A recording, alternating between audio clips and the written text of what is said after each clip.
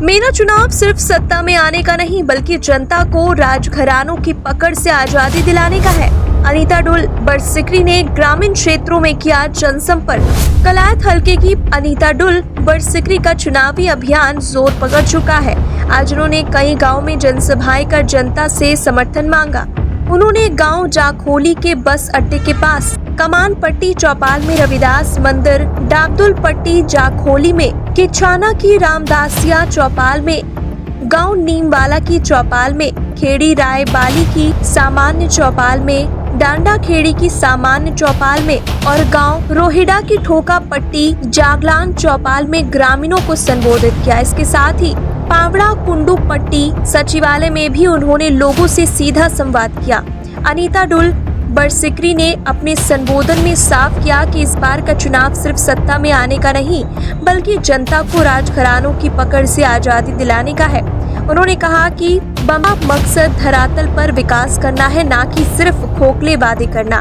पिछले कई सालों से सत्ता में बैठे राजनेताओं ने जनता की आवाज को दबाने का काम किया है। अब समय है कि जनता अपने हक के लिए खड़ी हो और सही उम्मीदवार को चुनकर विकास की नई राह दिखाए। अनीता ने ग्रामीणों से सीधा संवाद करते हुए उनसे उनके मुद्दे और परेशानियां सुनी और यह आश्वासन दिया कि उनकी सरकार बनने पर ग्रामीण विकास के हर क्षेत्र पर ध्यान दिया जाएगा। उनके द्वारा उठाए गए मुद्दों में शिक्षा, स्वास्थ्य सुविधाएं, सड़कें और जल आपूर्ति प्रमुख थे।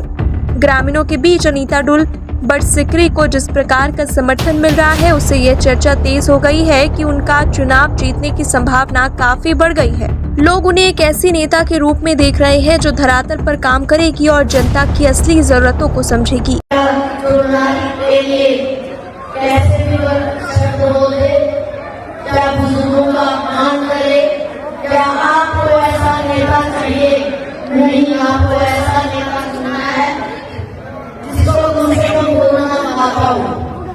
आपको ऐसा नेता चुनना है जिसको कम से कम बोलना तो आता हो, नारी का, बुजुर्गों का सम्मान करना आता हो।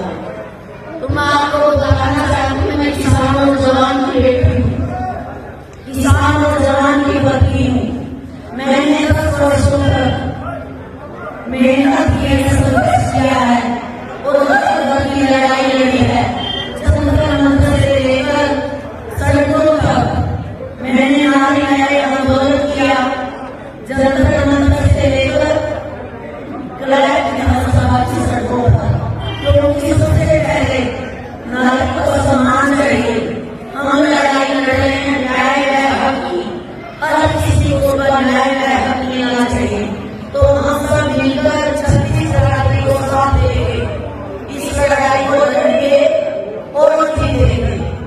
आप सबसे मेरी अपील करती हूँ, अभी मौका है, इसको चुनना वोट दिए और खुशी से सोच समझ कर, क्योंकि 5 साल में आपके पास केवल एक बार ही मौका आता है जब आप अपने मत का प्रयोग करते हैं।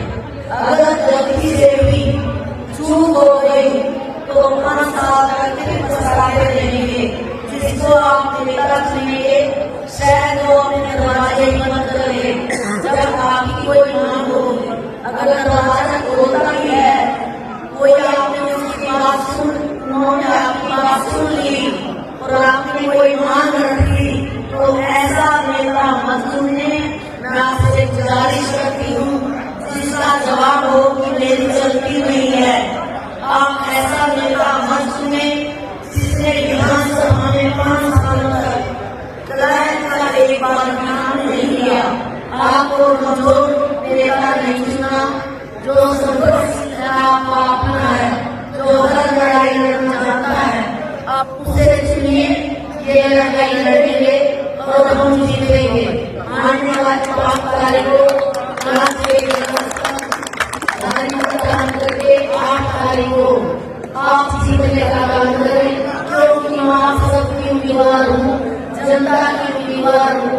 अगर विधानसभा में आपके आशीर्वाद से, परमात्मा की कृपा से मुझे जान मिलेगा तो वो जीतने वाला नहीं होगी।